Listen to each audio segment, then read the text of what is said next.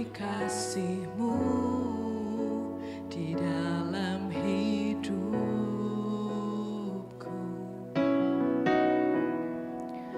dan takkan ku ragu atas rencana-Mu untuk masa depanku.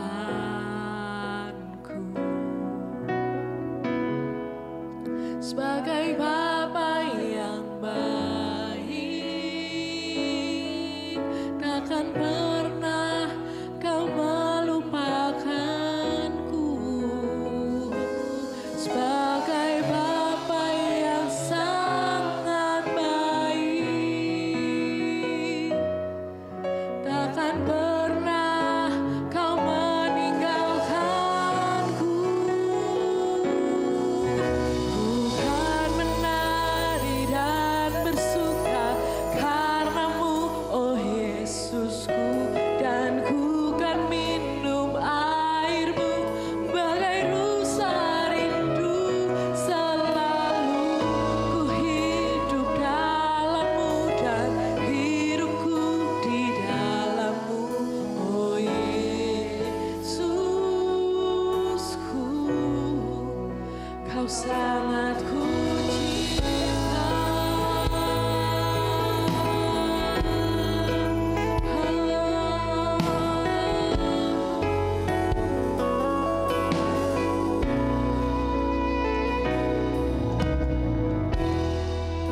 Bersyukur selalu bagi kasih-Mu di dalam hidupku,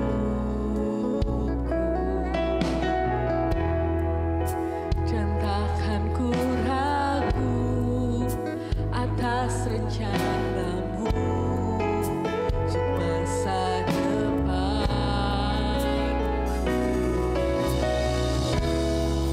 Sebagai Bapa yang baik,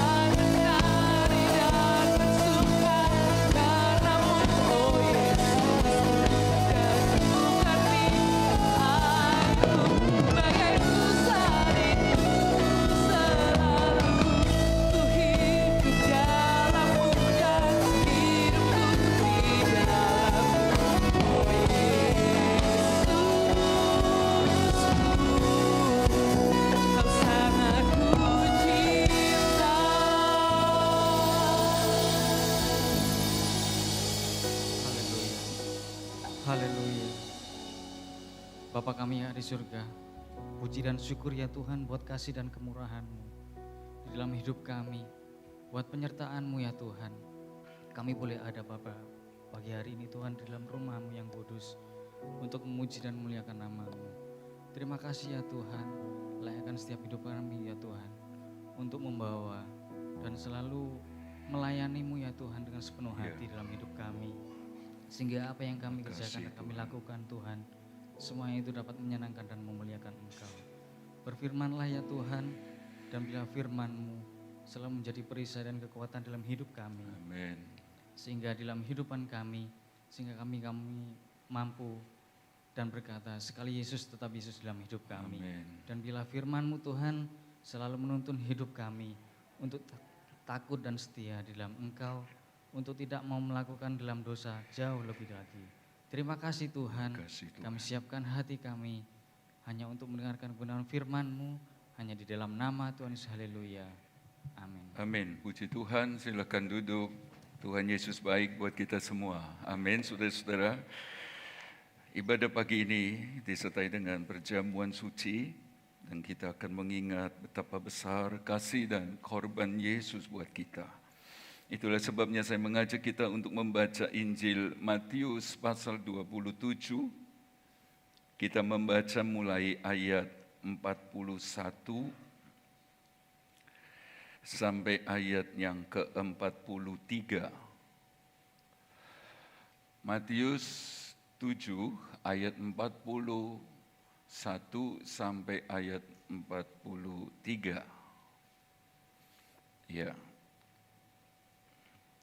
Senang sekali kita bisa kembali membaca Alkitab seperti ini, saudara-saudara. Matius 27 ayat 41, kalau sudah didapat Bapak Ibu sudah bisa berkata amin. Iya, demikian juga imam-imam kepala bersama-sama ahli-ahli Taurat dan tua-tua mengolok-olokkan dia, dan mereka berkata, orang lain ia selamatkan, tetapi dirinya sendiri tidak dapat ia selamatkan. Ia Raja Israel, baiklah ia turun dari salib itu dan kami akan percaya kepadanya. Ia menaruh harapannya pada Allah, baiklah Allah menyelamatkan dia, jikalau Allah berkenan kepadanya. Karena ia telah berkata, aku adalah anak Allah. Bapak Ibu Saudara yang dikasihi Tuhan, setelah melewati sengsara yang begitu rupa, tentu dari pengadilan di mana dia diserahkan kepada orang-orang Yahudi untuk dipukul, didera, dicambuk begitu rupa, saudara-saudara. Hingga dia berdarah-darah, lalu dia memikul salib, dan akhirnya dia tergantung di atas kayu salib. Bapak Ibu Saudara, pada saat dia tergantung di atas kayu salib itu, kita membaca masih ada saja olokan, masih ada nyinyiran, masih ada cercaan, masih ada kata-kata hinaan, kata-kata yang sangat menyakitkan. Tetapi perhatikanlah, pada saat ia mendengar semua olokan, semua cercaan, semua kata-kata jahat, fitnah dan lain sebagainya, Yesus diam. Bapak Ibu Saudara, dan kita melihat bukan cuma waktu dia dipukul, di mana fisiknya pasti kesakitan sebab memang dia Allah 100%, tapi waktu dia jelma menjadi manusia, dia manusia 100% yang bisa mengalami rasa sakit juga.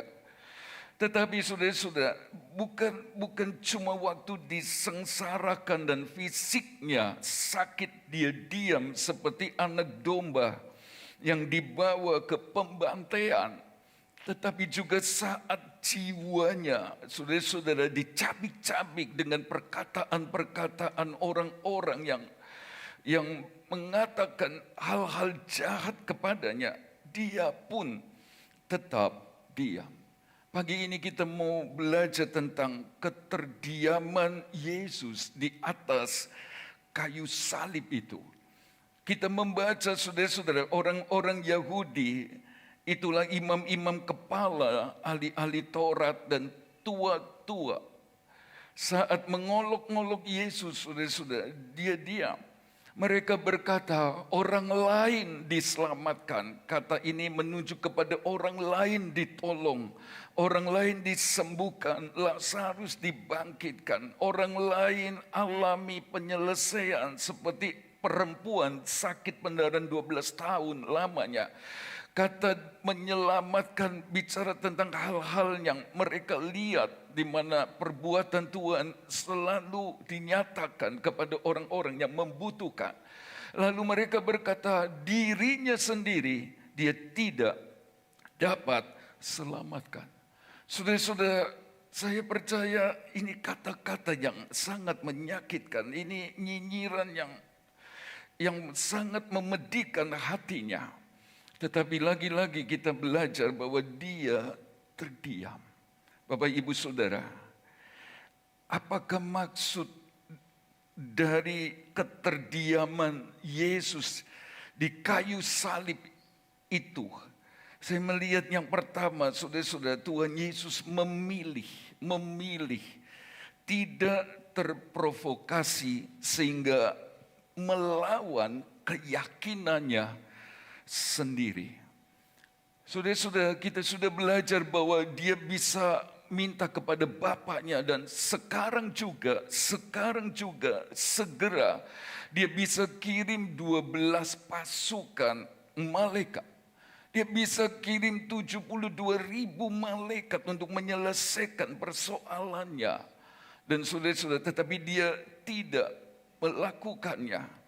Karena saudara-saudara, dia memilih untuk tidak terprovokasi. Sehingga dia melawan keyakinannya sendiri. Sebab waktu dia berkata 72.000 malaikat bisa datang untuk membantu aku.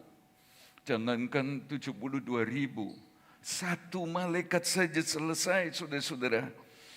Dan kita melihat, saudara-saudara, dia tidak terpancing untuk melakukannya. Sebab ayat berikutnya berkata, kalau demikian bagaimana mungkin firman Tuhan digenapi. Jadi dia ngerti betul kenapa dia ada tergantung di atas kayu salib. Karena supaya menggenapi firman Tuhan. Supaya rencana Allah Bapa, Allah Anak, Allah Roh Kudus untuk keselamatan manusia tergenapi. Itulah sebabnya dia memilih untuk tidak terprovokasi sehingga dia melawan keyakinannya sendiri. Keyakinannya adalah dia harus mati di kayu salib. Saudara-saudara, dia benar loh ya. Dia benar. Dan seringkali waktu kita benar, saudara-saudara, lalu ada nyinyiran, ada olokan, ada macam-macam. Kita mau bela diri. Saudara-saudara, Yesus benar. Mari kita mengingat kepala pasukan waktu melihat matinya Yesus, saudara-saudara, disertai dengan gempa bumi. Kubur-kubur terbuka, orang mati bangkit, tirai bait suci terbelah dan lain-lain, saudara-saudara. Kepala pasukan ini berkata, dialah anak Allah. Nanti penonton-penonton saudara-saudara yang tadi menghujat dan lain sebagainya, mereka pulang sambil pukul-pukul dirinya sendiri. Tanda mereka mengakui kami yang salah, dia yang benar. Saudara-saudara, nanti kita bisa belajar bahwa Nikodemus dan Yusuf Arimatea, orang-orang yang pada mulanya ikut Yesus sembunyi-sembunyi, sudah sekarang berani menyatakan dirinya dengan meminta mayat itu menguburkannya. Sudah mereka sudah tidak takut lagi sebab apa yang Yesus katakan pada perjumpaan pertama. Sudah bahwa dia harus ditangkap, disengsarakan, lalu dihukum mati pada hari ketiga bangkit dan lain sebagainya. Orang-orang ini begitu percaya dan dia kehilangan ketakutan sama sekali. Saudara-saudara, membuktikan bahwa Yesus benar sebenarnya. Dia bisa jawab, dia bisa panggil 12 pasukan malaikat itu, saudara-saudara. Belum lagi nanti kita tahu dia benar-benar bangkit dari antara orang mati. Saudara-saudara, dia menampakkan diri secara nyata-nyata selama 40 hari. Saudara-saudara, lalu dia benar-benar naik ke sorga. Bapak Ibu Saudara, pada satu saat Saulus yang ingin menghabisi pengikut-pengikut Yesus di satu tempat, waktu dia sedang kejar-kejar dengan surat kuasa dari imam besar di Yerusalem, tiba-tiba dia dihentikan oleh sinar yang dari Tuhan. Dan saudara-saudara, waktu dia jatuh ada suara, Saulus, Saulus, mengapa engkau menganiaya aku? Suara itu jelas terdengar. Saudara-saudara, peristiwa itu benar terjadi, disaksikan oleh pengikut-pengikut Saulus, anggota Sanhedrin muda itu. Dan Saulus pun berkata, siapakah engkau? Yesus yang tidak nampak itu berkata, akulah Yesus yang kau aniaya itu. Akulah Yesus yang mati disalibkan itu. Akulah Yesus yang bangkit. Akulah Yesus yang naik ke surga. Semua itu membuktikan bahwa dia sungguh benar adanya. Dan kalau Saulus bertobat, dan kalau kekristenan tidak akan pernah mati sampai Tuhan datang dan selamanya. Membuktikan bahwa dia benar. Dia sungguh benar, firman-Nya benar. Tapi saudara-saudara, dia memilih untuk tidak terprovokasi, lalu turun dari salib, memenuhi keinginan tua-tua Yahudi, para imam dan kepala-kepala. Saudara-saudara, imam Yahudi itu untuk membuktikan siapa dia tidak terprovokasi. Iblis selalu memprovokasi keadaan. Dia selalu berusaha berencana supaya rencana dan karya keselamatan dari sebelum dunia dijadikan itu gagal. Saudara-saudara, dimulai dia masuk ke perjanjian baru saja, hubungan Maria dan Yusuf yang dikatakan sebagai hubungan terlarang. Sehingga satu waktu mereka berkata, kamu Yesus dilahirkan dengan zina. Kami bukan, kami keturunan Abraham. Saudara-saudara, iblis sedang provokasi orang-orang Yahudi untuk tidak mau terima Yesus. Bukan hanya itu saja, kita tahu bersama waktu Yesus lahir, iblis pakai Herodes supaya apa? Supaya bayi itu dihabisi dan rencana salib batal. Masih belum puas karena selalu gagal pencobaan di padang gurun. Saudara-saudara, setelah Yesus berpuasa 40 hari 40 malam memulai pelayanannya, iblis berkata, seluruh dunia ini aku akan berikan kepadamu. Artinya engkau akan menjadi penguasa, engkau akan menjadi raja kalau engkau menyembah kepadaku. Saudara-saudara, dengan kata enggak usah lewat salib, sembah aku, engkau jadi raja. Iblis selalu berencana dan berusaha menggagalkan rencana keselamatan yang Yesus mau kerjakan di kayu salib. Kita tahu bersama saudara-saudara, ada penolakan orang-orang Samaria waktu Yesus mau berjalan menuju Yerusalem untuk disalibkan. Iblis pakai orang-orang Samaria, tidak boleh lewat. Belum lagi saudara-saudara, banyak orang. Di ayat 39 Matius 27 mencatat orang-orang yang lewat. Saya tidak mengerti. Iblis memakai para imam, tua-tua Yahudi, ahli-ahli Taurat untuk menghasut, untuk mempengaruhi orang-orang. Orang-orang yang lewat bicara tentang masyarakat luas. Jangan percaya Yesus. Dia pecundang. Dia ngaku Allah, ngaku anak Allah. Dia pernah berkata, aku akan merobohkan bait suci. Silakan merobohkan bait suci, aku akan membangunnya dalam 3 hari. Dan ini sangat menyakitkan orang Yahudi kalau berani utik-utik bait suci pada waktu itu. Iblis berencana begitu rupa supaya rencana keselamatan itu gagal. Saudara-saudara, belum lagi penyamun di sebelah Yesus ikut-ikut olok-olok. Tapi lagi-lagi Yesus memilih untuk tidak terprovokasi. Sehingga melawan keyakinannya sendiri. Dia enggak mau saudara-saudara karena merasa benar. Dia benar. Saudara-saudara, dia anak Allah. Dia raja. Benar saudara-saudara. Dan Pilatus tidak mendapati kesalahan apapun. Saudara-saudara, gampang. Gak usah panggil malaikat ya. Karena dia Allah, turun dari salib. Bisa. Sekalipun mereka berkata turun dari salib, kami akan percaya engkau raja. Yesus memilih untuk tidak terprovokasi dengan hasutan orang-orang Yahudi. Ini pelajaran penting buat kita. Jangan mau diprovokasi sehingga kita melawan keyakinan kita sendiri tentang rencana Allah bagi kita, anak-anaknya. Saya percaya, kita yakin, kita percaya bahwa Tuhan punya rencana besar untuk tiap-tiap Bapak Ibu Saudara dan saya. Bisa berkata amin? Jangan kita memilih diprovokasi lalu ternyata rencana-rencana Tuhan itu gagal dalam hidup kita.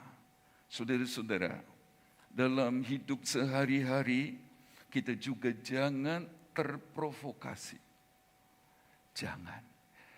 Saudara-saudara, Amsal 18 ayat 17 berkata begini. Amsal 18 ayat 17.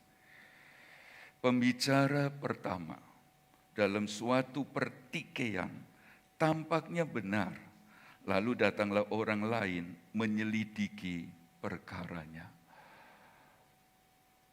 Jadi pembicara pertama dalam satu pertikaian nampaknya benar.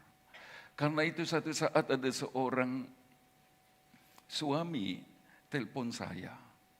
WA saya maksud saya, WA. Saya mau ketemu, mau omong-omong.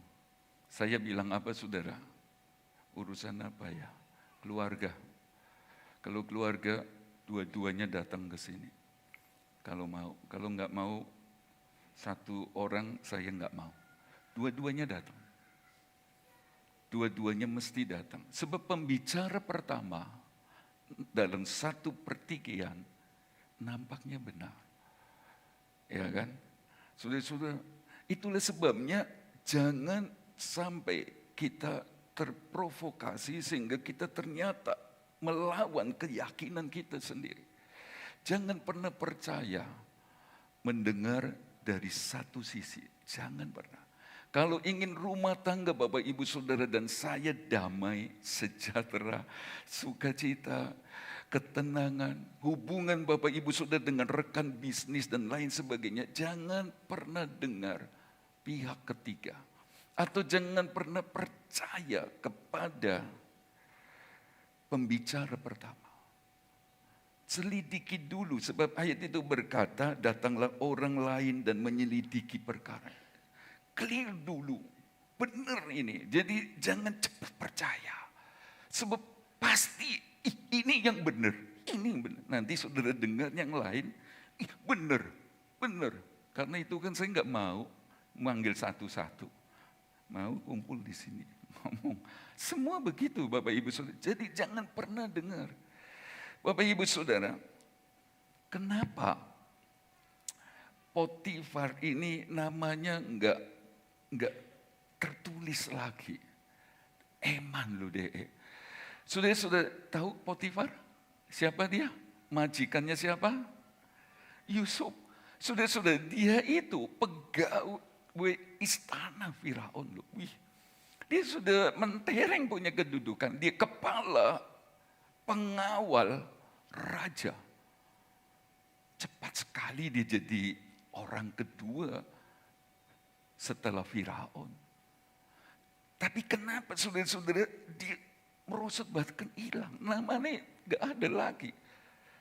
Justru Yusuf yang korban fitnahan dari istri Potifar. Wow, di atasnya. Sebab saudara-saudara Potifar ini dengar sepihak. Dia terprovokasi karena dia pikir istrinya yang benar. Dia bilang, Potifar suamiku, kamu bawa Yusuf ini ke dalam rumah cuma untuk bikin rusak rumah tangga kita ya. Supaya bisa ngerjai aku ya. Hah? Kaget lagi pulang kerja saudara-saudara. Sudah capek dengar berita kalau istrinya mau diapa-apain. Dan sudah dia tersulut marah. Dia terprovokasi, dia ambil Yusuf, dimasukkan ke penjara. Dia nggak mau dengar pihak lain. Dia cuma dengar pihak satu. Dengar. Dan benar, gak mungkin istriku bohong. Gak mungkin dia hamba Tuhan bohong. Gak mungkin. Saudara-saudara, setelah didudukan, akan tahu. Tapi tidak dikerjakan oleh Potifar. Dia cepat, marah, terprovokasi. Dan dia masukkan Yusuf dalam penjara. Belakangan saudara-saudara, Yusuf jadi orang kedua setelah Firaun. Aduh, malu setengah mati saudara-saudara. Ini suami istri bukan cuma malu ya, ketakutan. Orang yang dimasukkan ke dalam penjara saudara-saudara punya kedudukan hebat. Bisa sebut orang kedua tapi juga saudara-saudara gak ada bedanya, cuma kelebihannya adalah tahta. Itulah sebabnya belajar dari keterdiaman Yesus di kayu salib. Dia memilih untuk tidak terprovokasi sehingga dia melawan keyakinannya tentang rencana Tuhan yang besar. Harusnya Potifar loh yang naik. Tapi dia jadi melawan keyakinannya saudara-saudara. Keyakinannya tentang prinsip hidupnya. Mari gini, jenjang ini naiknya gampang. Lawan dia. Dengan apa? Dengan terprovokasi ini. Itulah sebabnya jangan mudah diprovokasi. Ya, aku tadi lihat loh, suamimu goncengan sama cewek rambutnya pendek. Ah, iya, sungguhan. Masa iya mataku lihat benar, ya memang benar. Tapi ternyata adiknya yang dari luar kota datang lalu goncengan mau cari pecel. Saudara-saudara, jangan cepat terprovokasi. Ya, Bapak Ibu Saudara, jangan juga jadi provokator. Jangan jadi provokator. Aduh, jahat sekali provokator itu. Sampai orang-orang lewat di ayat 39. Engkau yang berkata, robohkan bait suci dan 3 hari aku akan bangun. Ayo turun dari salib, selamatkan dirimu. orang-orang lain yang gak ngerti apa-apa, saudara-saudara, terprovokasi. Saya ingat kisah para rasul 19 ayat 32. Kisah para rasul 19 ayat yang ke-32. Sementara itu orang yang berkumpul di dalam gedung itu berteriak-teriak. Yang seorang mengatakan ini, yang lain mengatakan itu, sebab kumpulan itu kacau balau dan kebanyakan dari mereka tidak tahu untuk apa mereka berkumpul. Demetrius, saudara-saudara, pengrajin kuil Dewi Artemis dari Perak. Oh, usahanya maju sekali, berhasil dan lain sebagainya. Tapi waktu dengar berita tentang Injil, saudara-saudara, tidak ada yang lain kecuali Yesus. Mereka mulai panik, waduh pekerjaanku, usahaku, Isa bangkrut ini. Lalu dia mulai provokasi karyawan-karyawannya. Ayo bikin demo, ayo pergi ke gedung kesenian. Teriakan perlawanan kepada Paulus, kepada Aristarkus dan teman-teman. Lalu mereka ikut-ikut saudara-saudara, padahal nggak tahu apa-apa. Itulah sebabnya anak Tuhan, apalagi jemaat GBD Jajak, nggak boleh ikut-ikutan demo. Bisa berkata amin? Melawan pemerintah, macam-macam, nggak usah. Jangan. Saudara-saudara, jangan suka seperti mereka. Mudah terprovokasi, bahkan jadi provokator. Jadi kacau balau. Mereka nggak ngerti apa-apa. Pokoknya teriak itu, pokoknya teriak ini. Wis enggak. Nah itulah yang dilakukan oleh tua-tua Yahudi, saudara-saudara. Sampai penyamun salah satunya pun ikut ngolok-ngolok. Orang-orang saudara-saudara dihasut begitu rupa. Jadi provokator. Kacau dan lain sebagainya. Matius 5 ayat 9. Saya ingin kita membaca ayat ini, baca di Alkitab kita masing-masing. Bersama-sama setelah hitungan kedua. Matius 5 ayat 9, 1, 2, 3. Berbahagialah orang yang membawa damai, karena mereka akan disebut anak-anak Allah. Yang membawa damai disebut anak-anak Allah. Jadi jangan puas waktu kita percaya kepada Yesus lalu jadi anak Allah. Sebab status ini cepat sekali berubah. Dari anak Allah menjadi anak apa? Dari anak Allah bisa berubah jadi anak apa? Lawannya setan loh. Bapamu pendusta. Kata Yohanes 8 ayat 44, cepat ya. Sudah percaya Yesus karena senang berdusta. Berubah jadi anak iblis yang suka berdusta. Sekarang begitu. Dia percaya Yesus, tapi kalau tidak membawa damai, kata ini ditulis Eirenopoios, pembawa damai dari kata Eirene. Saudara-saudara, Yesus berkata, damai sejahtera ku berikan kepadamu. Saya jadi bingung. Kalau ada anak-anak Tuhan tidak suka bawa damai. Berarti bukan anak-anak Tuhan. Ada masalah dengan hidupnya ini. Sebab kalau dia benar sama Tuhan baik, dia lu sumber airena, dia sumber damai. Dan kalau kita tidak bisa membawa damai, ada yang salah hubungan kita sama Tuhan. Nanti jadi kita Kristen status, kita penyembah status.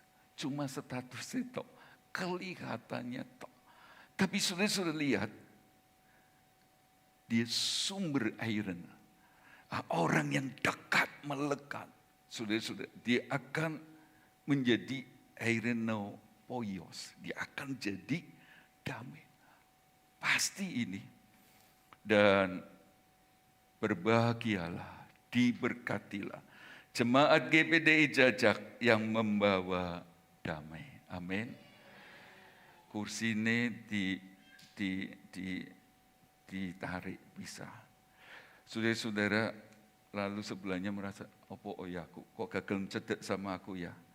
Lalu cerita sama saudara, saudara berkata, ya dia kepengen deket sama suami ini, gak apa-apa ya.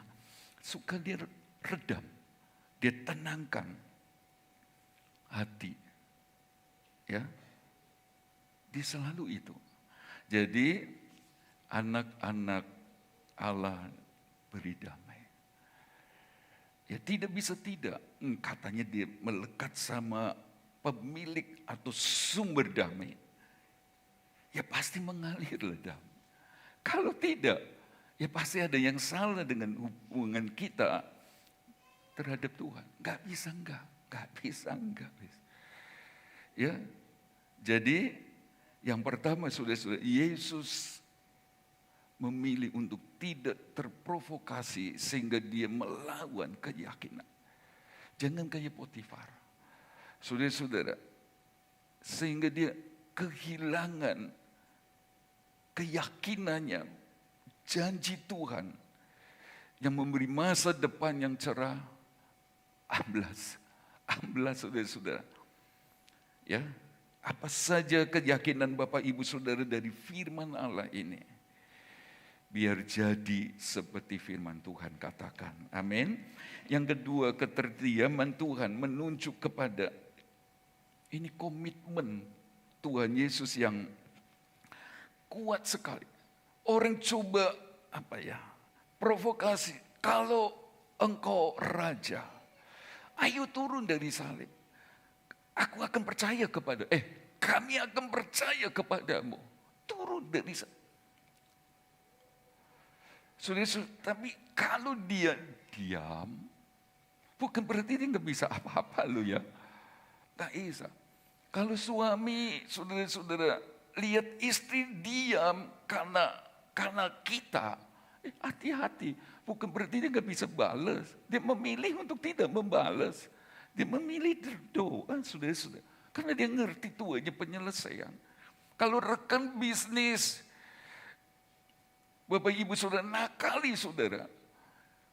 Harusnya mereka tahu bukan berarti saudara tidak bisa balas. Tapi memang memilih untuk tidak membalas karena punya komitmen yang jelas. Nah, Yesus punya komitmen gak mau turun dari salib, saudara-saudara. Sekalipun dia bisa. Gak usah suruh 72 malaikatnya. Saudara-saudara, dia turun Isa. Tapi dia berkomitmen untuk apa? Saudara-saudara, untuk tidak meninggalkan salib itu. Coba kalau dia egois. Coba kalau dia pikir sendiri. Dia turun. Dia selamat dalam tanda petik. Selamat dari kesakitan yang luar biasa itu. Tapi kita enggak selamat. Jadi dalam komitmen Yesus kita melihat cintanya yang luar biasa ini. Saudara-saudara, secara fisik dia sudah kesakitan, sudah enggak bisa terlukiskan. Kayak apa sakitnya dia, saudara-saudara. Jiwanya dikoyak-koyak begitu rupa, ditelanjangi, diludahi. Harga dirinya saudara-saudara diinjak-injak sampai habis-habisan. Dia terus di sana, dia gak mau tinggalkan salib. Gak mau. Dia mau terus dekat dengan salib itu. Dia punya komitmen saya harus taat sampai mati kepada kehendak Bapa yang meremukkan dia di kayu salib itu. Sampai pada saatnya dia berkata, sudah selesai. Saudara-saudara, pada saat dia tergantung di kayu salib, 2 kali dia diberi air minum, saudara-saudara. Yang pertama, apa saudara-saudara? Anggur. Ya wis, pokoknya 2 kali anggur asam dan anggur bercampur empedu, bercampur mur. Dan saudara-saudara, menurut banyak tafsiran, anggur bercampur empedu ini sifatnya seperti morfin. Dia bisa meredakan nyeri parah.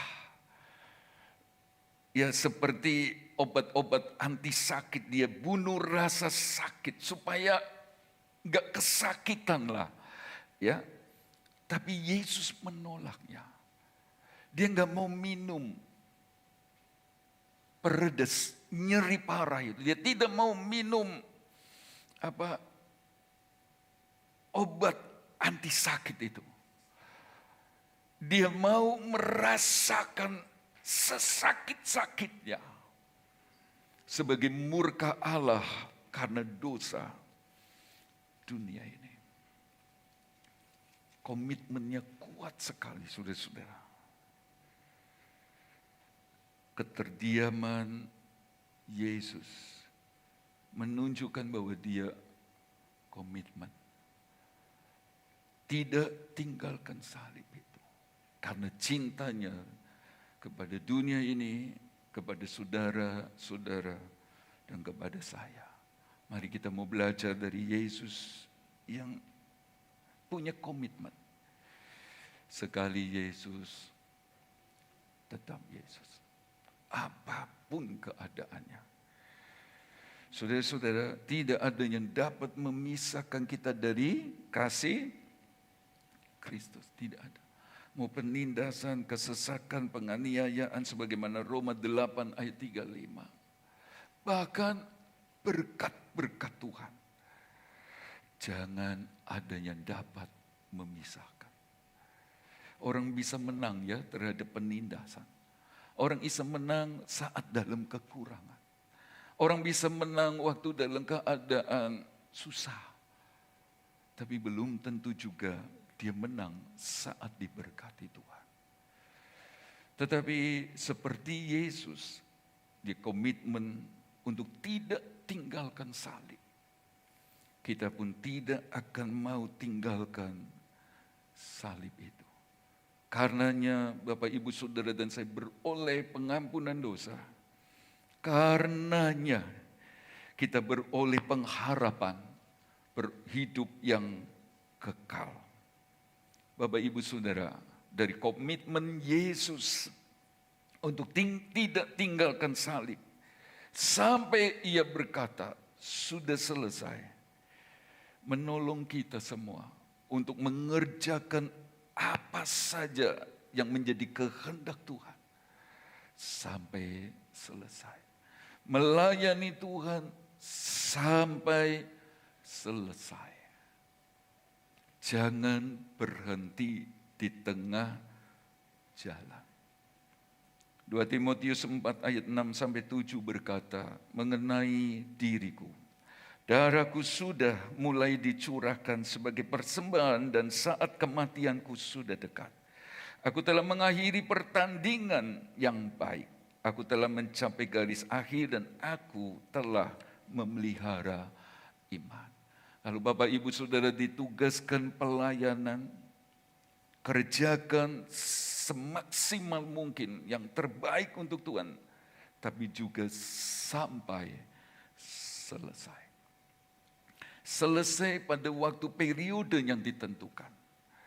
Sampai selesai waktu nafas kita berhenti. Apapun terjadi.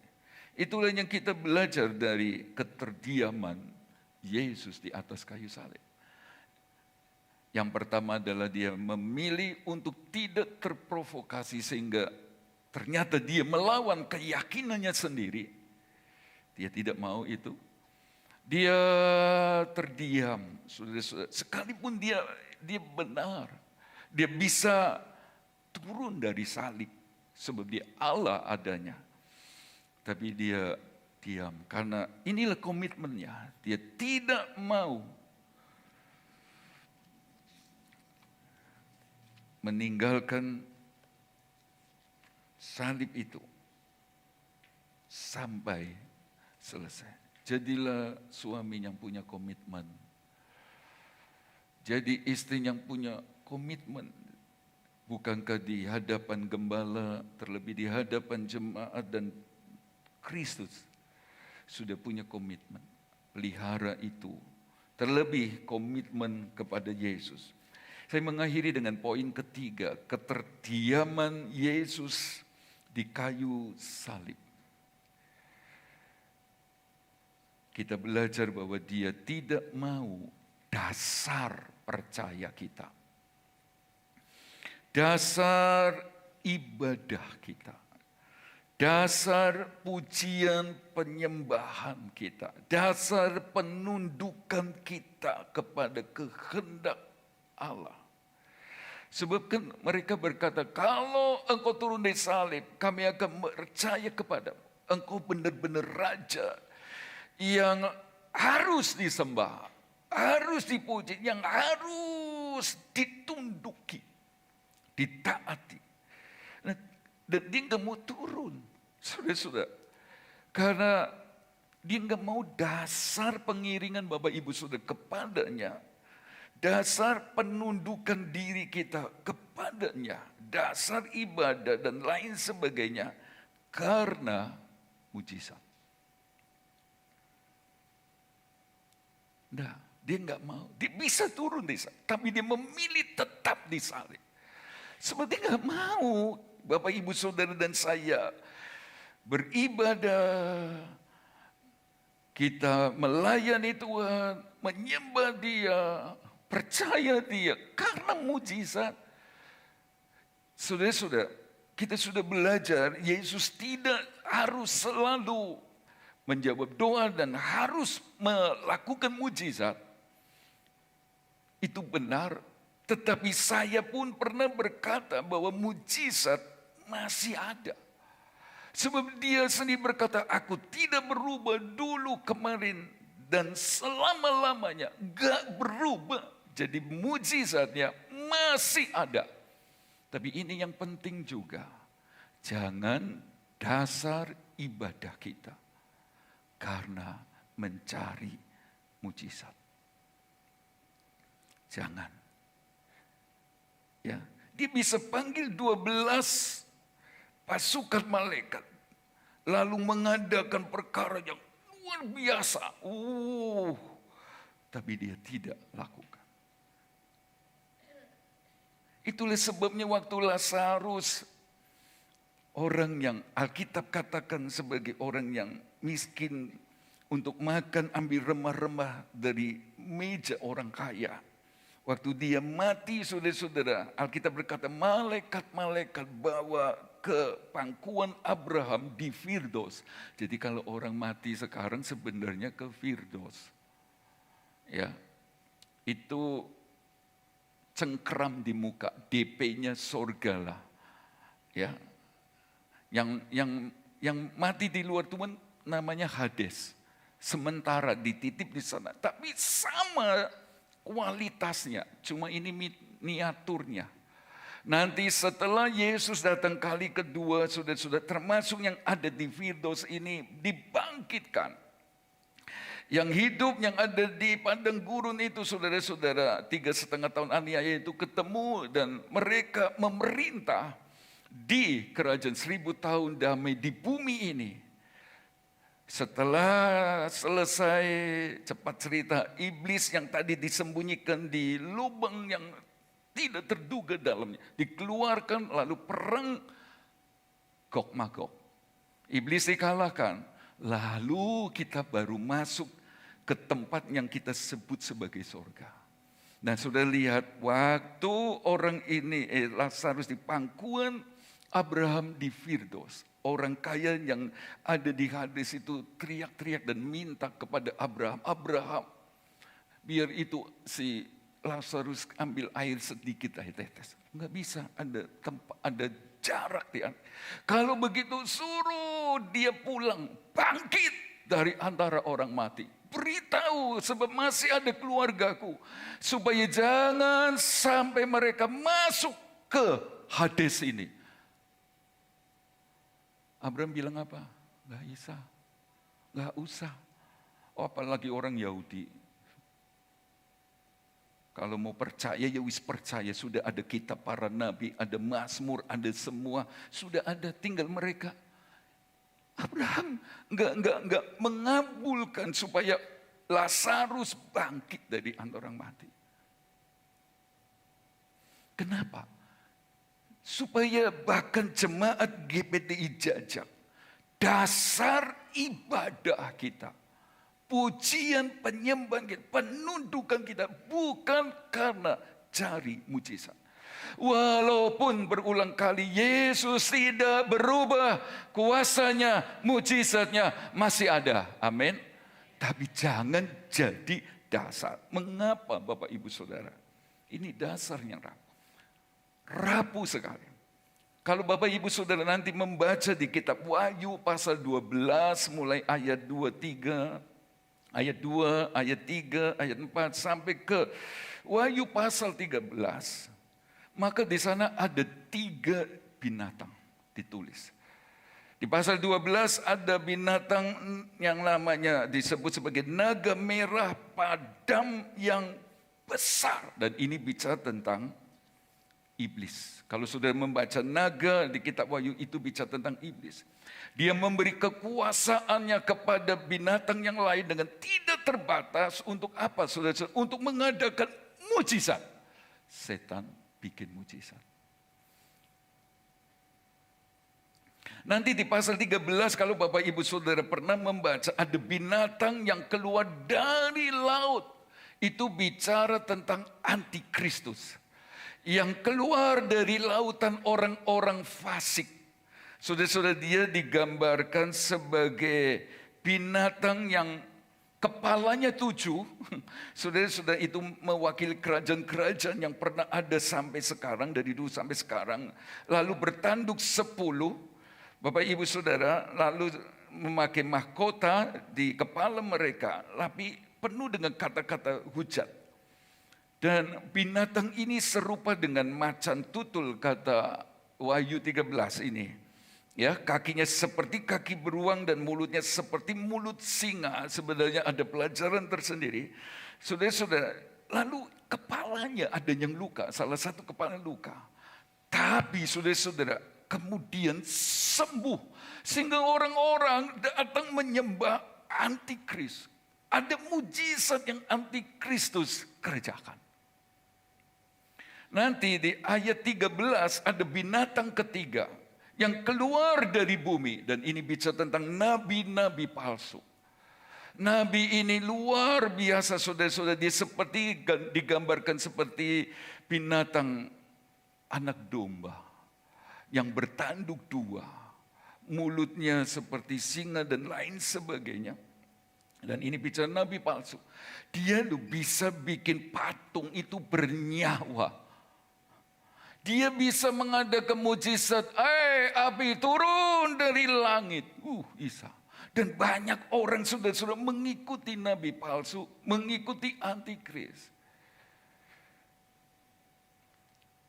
Tapi jangan sampai ada di antara kita melihat mereka.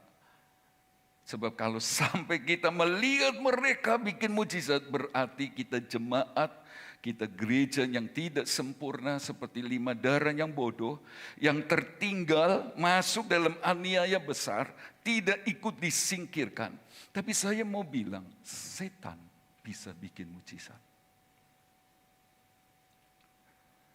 Nah, kalau dasar iman kita, ibadah kita, karena cari mujizat, setan pun bisa. Nanti kita terkecoh. Itulah sebabnya Yesus memilih untuk berkomitmen.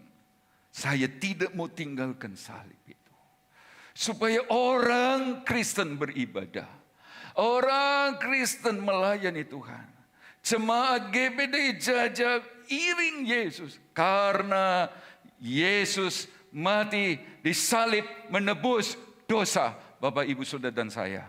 Amin. Markus 16 maksud saya, ayat 17 dan 18 berkata begini. Markus 16 ayat 17, tanda-tanda ini akan, apa itu? Menyertai orang-orang percaya. Mereka akan mengusir setan-setan demi namaku dan seterusnya. Lihat tanda-tanda ini, mujizat-mujizat ini akan menyertai, berarti di belakang. Nah, ini yang benar. Dasar ibadah, dasar pelayanan, bukan cari mujizat. Sebab setan bisa bikin mujizat. Tapi tanda-tanda ini akan menyertai. Kalau saudara dan saya merasa diri sudah diselamatkan dan hidup sebagai orang-orang percaya, dia akan menyertai dengan mujizatnya. Dia akan menyertai dengan perbuatan Tuhan yang ajaib. Kenapa Yesus memilih diam? Karena supaya Bapak Ibu Saudara dan saya selalu mengingat kasih dan korbannya. Apakah pagi ini Bapak Ibu Saudara ingat kasih dan korban Yesus di kayu salib? Ingat? Ingat enggak? Ingat? Kalau ingat kita nyanyi, Kaulah Tuhanku, Kaulah Rajaku.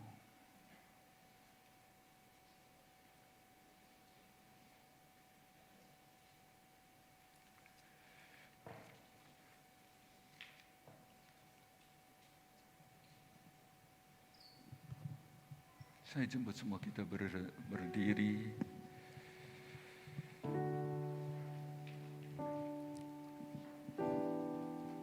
Ya, kita ikut Tuhan karena kita sungguh mengasihi Dia yang lebih dulu mengasihi. Mengasihi Dia yang sudah berkorban untuk keselamatan kita semua.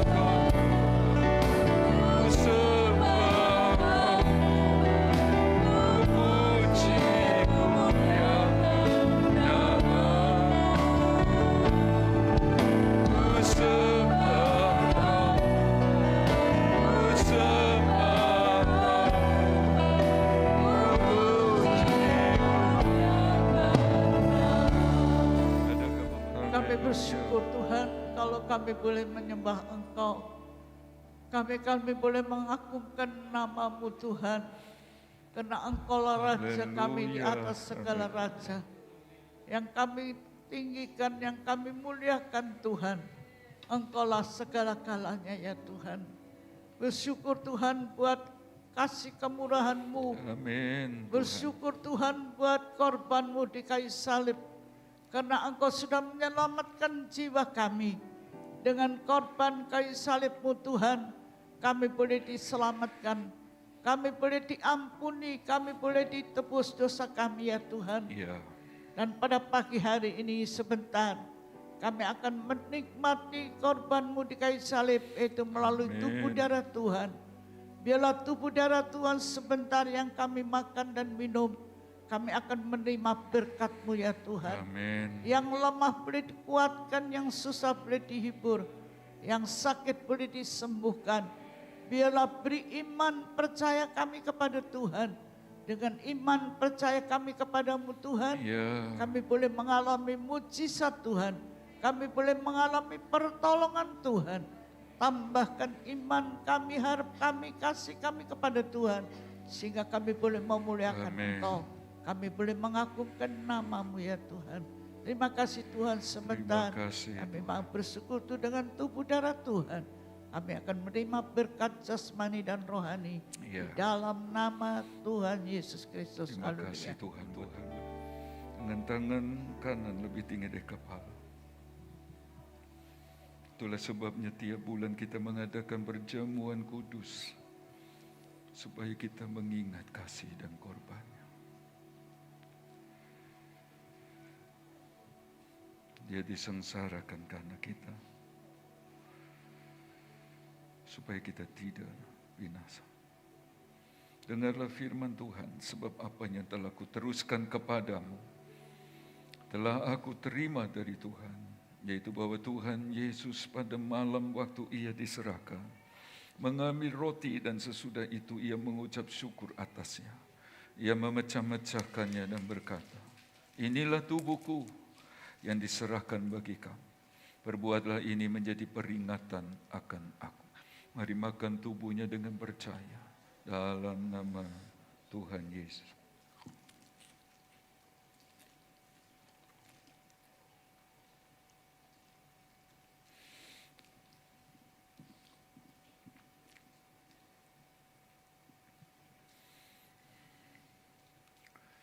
Terima kasih Tuhan.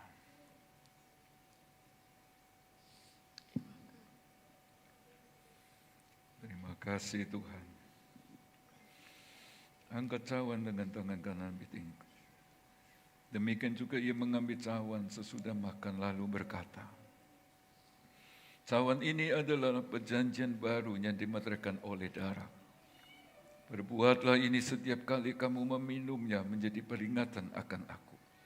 Sebab setiap kali kamu makan roti ini dan minum cawan ini, kamu memberitakan kematian Tuhan sampai ia datang. Minum darahnya dengan percaya dalam nama Tuhan Yesus.